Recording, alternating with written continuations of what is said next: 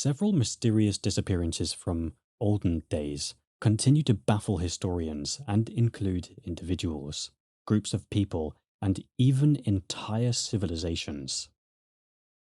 Join me today as we look into 10 historical mysterious deaths and disappearances. 1. The Tarman Shud Case. The wind howled through the streets of Adelaide, South Australia, as the sun descended on the evening of December 1st, 1948. Little did anyone know, in a short time, this eerie night would be remembered as the start of one of the strangest unsolved cases in Australian history. The body was discovered soon after 8 a.m. that morning. In the shallow sand of Somerton Beach, a policeman found the corpse of a well-dressed, middle-aged man. He was laying peacefully on his back, with his head reclined on the seawall promenade. Aside from the odd placement of his tightly curled toes, the man seemed almost untouched by the night's disturbances. The police knew they were dealing with a strange case. Clothes were expensively tailored, and his wallet contained a tram ticket, some coins, and a neatly folded corner of lined paper, ripped from a book. The body was well kept, but it was too badly decomposed for a cause of death to be identified. Natural causes were ruled out. An autopsy found that the man had died of unknown causes, and that he had been dead for approximately 12 hours. Nothing else was found, no passport, driver's license, or any other form of identification. It was as if the man had never existed. And then, something even more strange was discovered. In the pocket of the man's trousers, a small piece of paper was found with the words, Tarman Shud, on it. Local police were stumped as to its meaning, and so decided to take the case to the respective newspaper agency. As public interest in the case grew, the cryptic words Tarman Shud only deepened the mystery. It was soon discovered that Tarman Shud was part of an ancient, forgotten poem, in a collection of 10th century Persian poems titled The Rubaiyat of Omar Khayyam. The words are roughly translated to, It is ended. Several weeks after the body was found, a copy of the book was discovered in the back seat of a car parked near the Somerton beach. The book was open at the page containing the poem, and it appeared as though the last verse had been cut out. Speculation ran wild surrounding the identity of the unknown man. Somerton Man, as he became known, was initially thought to be a Cambridge-educated New Zealander or a British spy. However, despite intensive investigations, concerted efforts to identify the body were fruitless. The unsolved case has since come to be known as one of the most mysterious unsolved deaths in Australia's history, and has gained notoriety across the globe. Nobody knows who Somerton Man was, or how he died, and to this day, the case remains unsolved. But still, the mystery of Tarman Shud captures imaginations.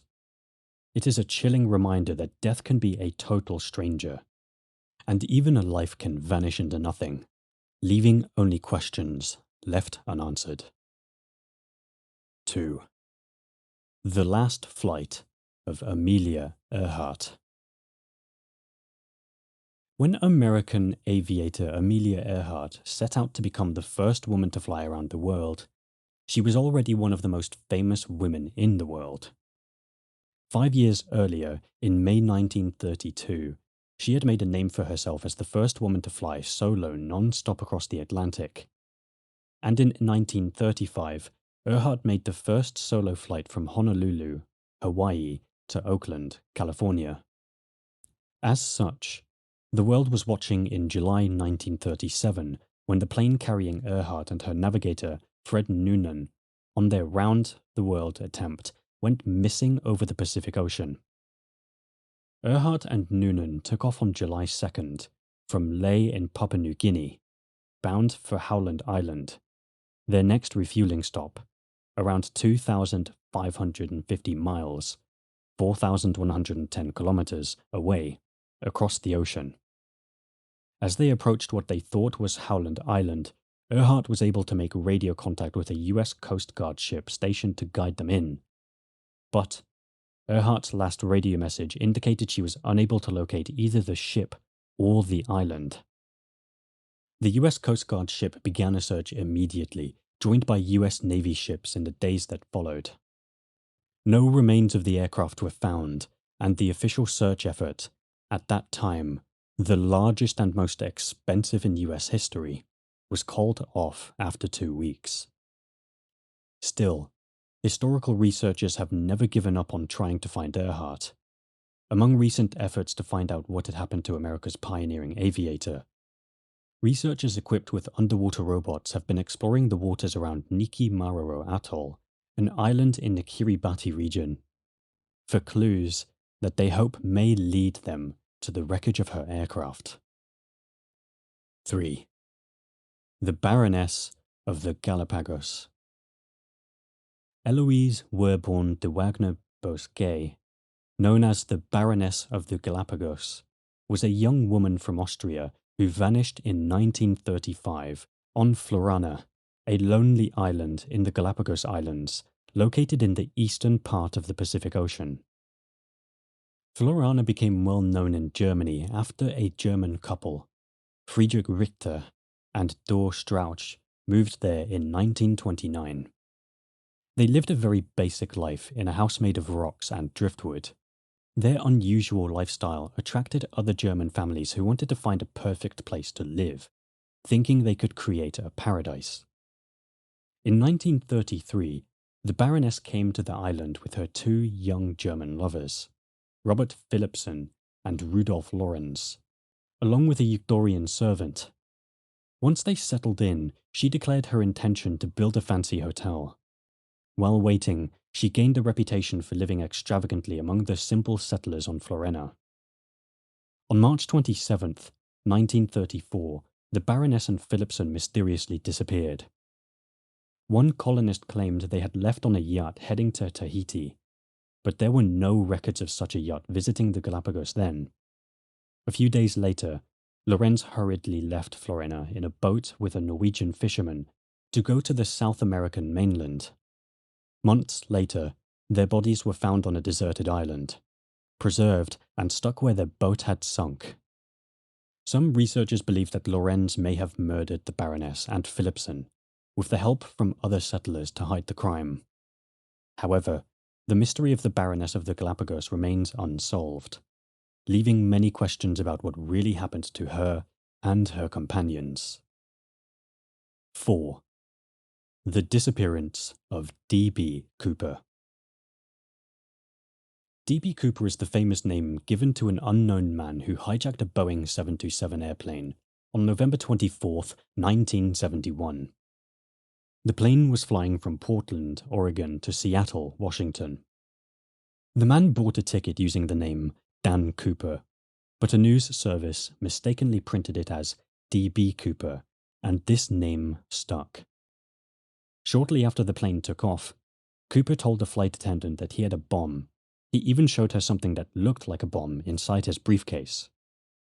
He then demanded that the pilots land the plane at Seattle-Tacoma Airport. Once there, he received $200,000 in ransom money and a parachute. After getting what he wanted, he instructed the pilots to take off again. About 10,000 feet in the air, somewhere over the Pacific Northwest, Cooper jumped out of the back of the plane with the ransom cash. After that, he was never seen again. Despite a huge search effort by the FBI, Cooper has never been found, and no one knows who he is.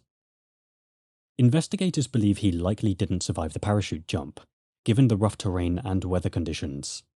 Still, many theories and speculations about D.B. Cooper's true identity and what happened to him continue to circulate, keeping the mystery alive even decades later. 5. The disappearance of Alfred Lowenstein. In 1928, Alfred Lowenstein, the 3rd richest man in the world, vanished from his private airplane while it was in the air. He went to the bathroom and simply disappeared. To this day, no one knows exactly what happened during that flight. Alfred Leonard Lowenstein was born on March 11th, 1877, into a wealthy family of bankers. His father, Bernhard, was a German Jewish financier who taught him the ins and outs of banking. Alfred went on to establish the Société Internationale d'Énergie Hydroélectrique, a Belgian bank that focused on building power plants in developing countries. By providing electricity to these nations, Lowenstein became extremely wealthy. He also made smart investments, including in synthetic silk right before prices soared. With a keen interest in flying and having taken hundreds of flights, he earned the nickname the Flying Financier of Belgium. By the time World War I started, Lowenstein was one of Europe's most powerful figures. This was especially clear when he offered the Belgian government $50 million without any interest to help buy off the country's debt after the government went into exile during Germany's invasion. On July 4th, 1928, Alfred was on a private Fokker tri-motor airplane, flying from Croydon Airport back to Belgium. This was a regular trip he often took with his staff. That day, 6 people were on board. The skies were clear, and the flight was smooth. While they were flying over the English Channel, Alfred went into the small bathroom at the back of the cabin. But then he vanished. When Alfred didn't come out for a long time, his valet, Baxter, went to check on him but discovered that Alfred was gone. The bathroom had 2 doors, one that led to the inside of the airplane and an exterior door that was the only way in or out. When Baxter entered the bathroom, he saw the exterior door swinging in the wind outside. Immediately, the pilot, Donald Drew, was notified and made an emergency landing on a deserted beach near Dunkirk.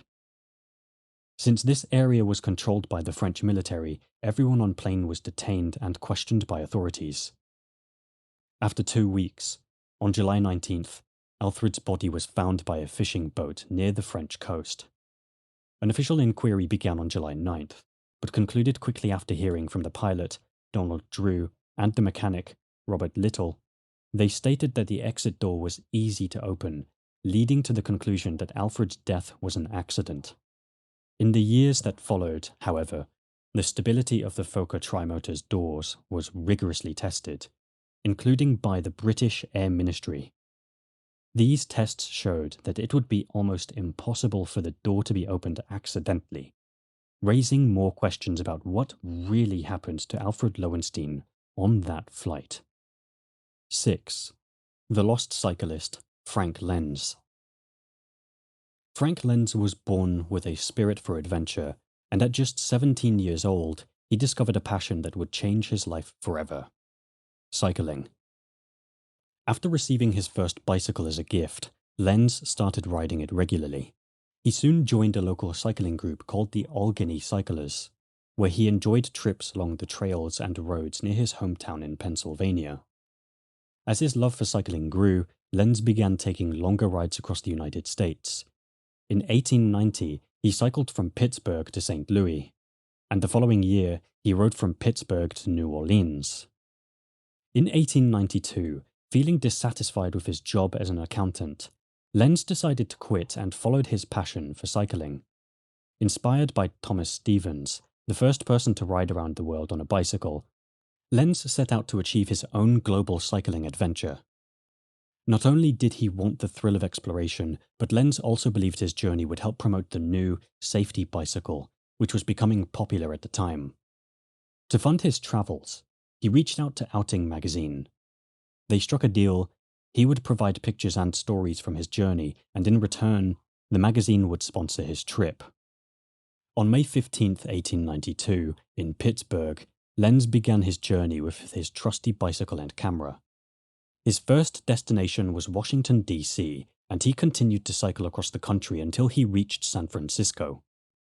From there, he took a boat to Japan, where he enjoyed cycling through the scenic countryside before sailing on to China.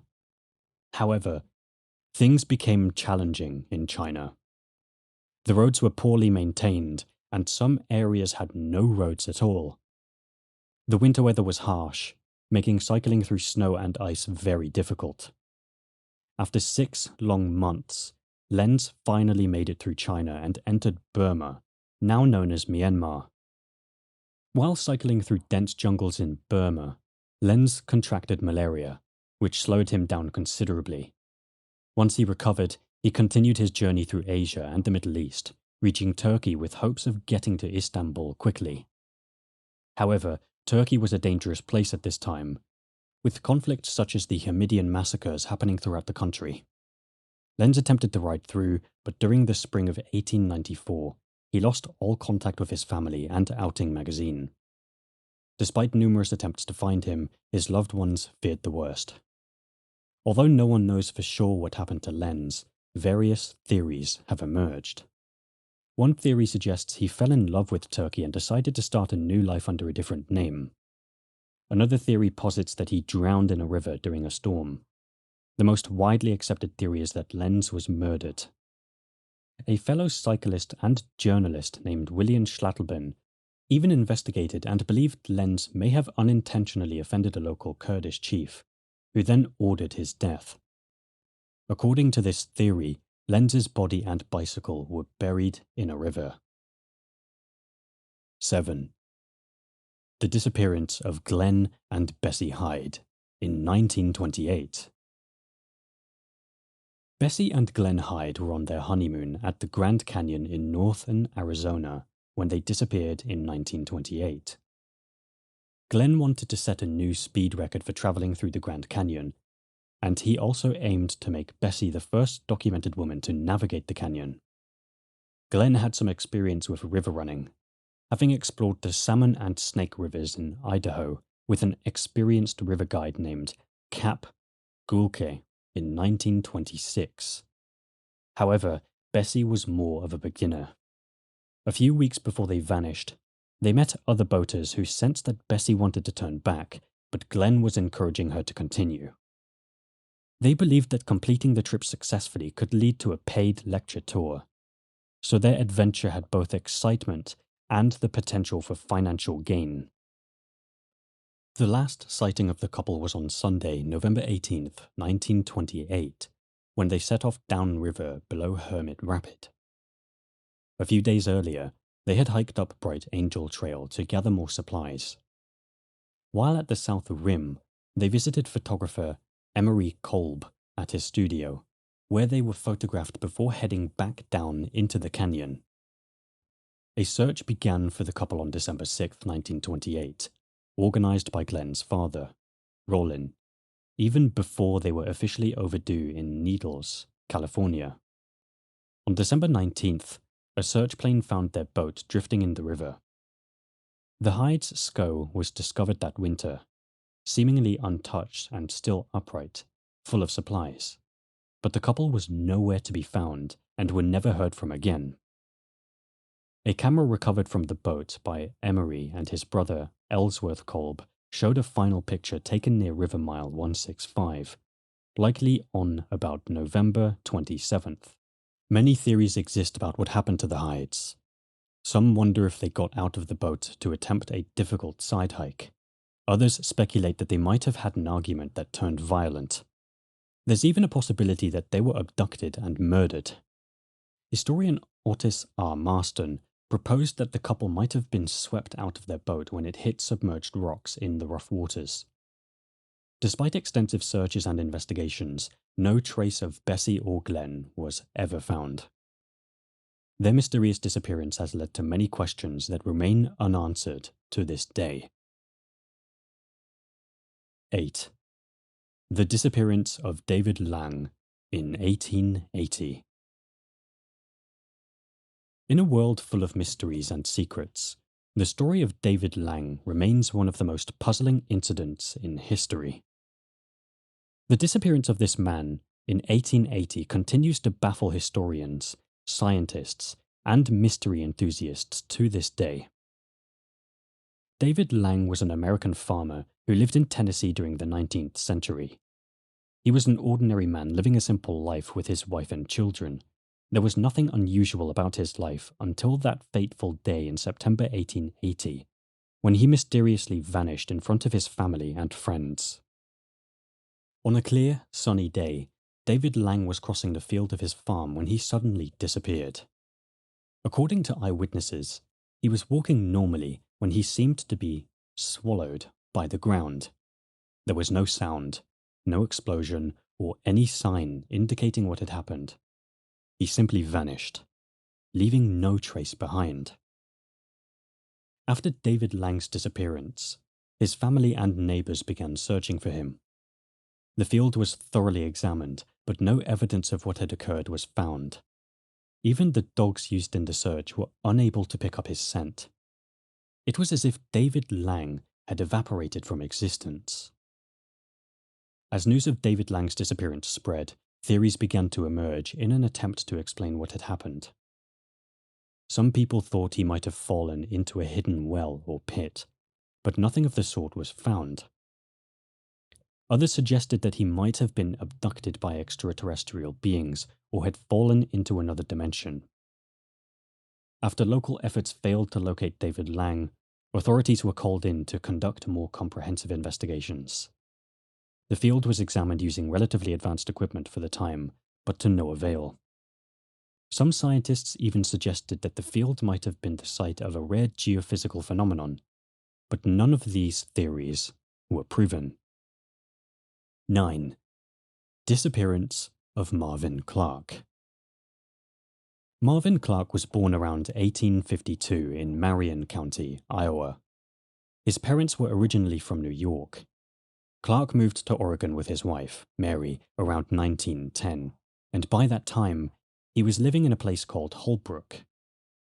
He had also served as the town marshal of Linton, which later became part of Portland.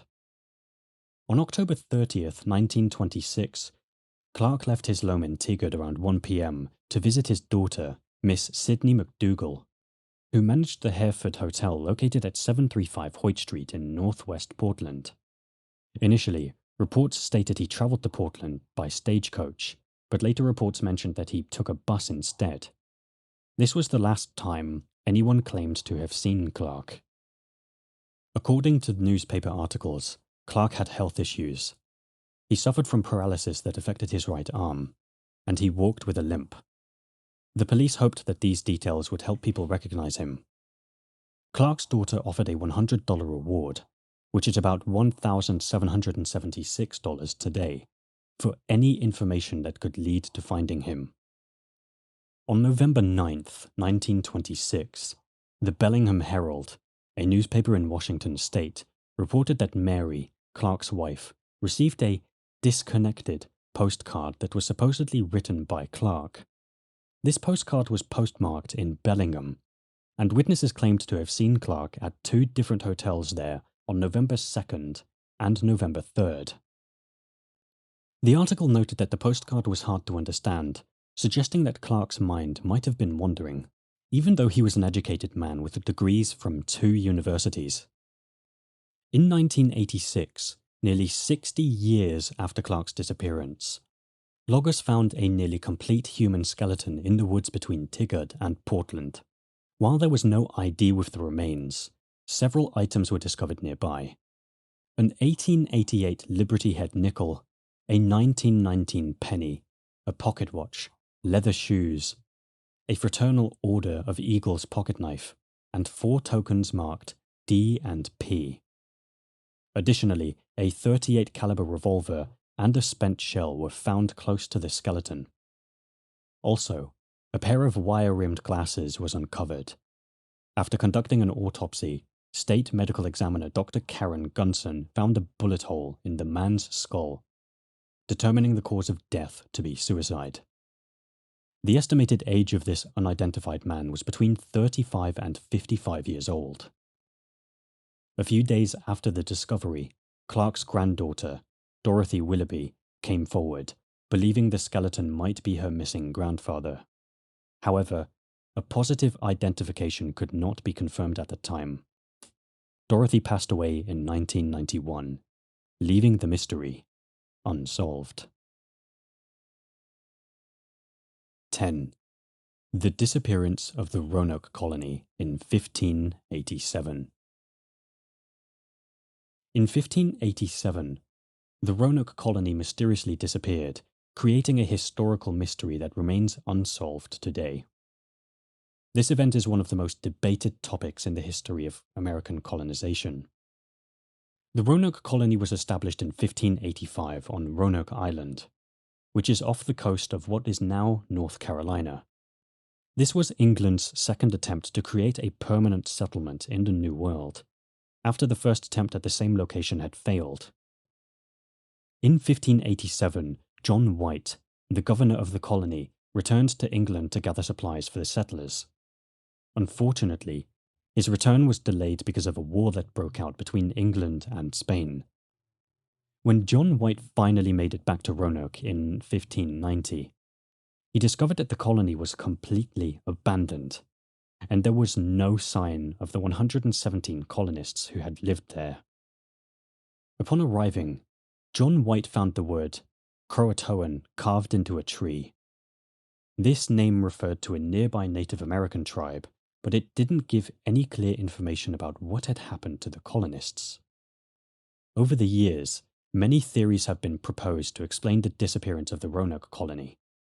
Some of the ideas are based on historical facts, while others are more about speculation and legend. One of the most believable theories is that the colonists may have joined the local Croatoan tribe. Some evidence suggests that the colonists could have moved to different areas in search of food and shelter, possibly even marrying into the Native American community. Another theory is that the colonists were killed by hostile tribes or even by the Spanish, who were worried about English expansion in the New World. However, no physical evidence has been found to support this idea.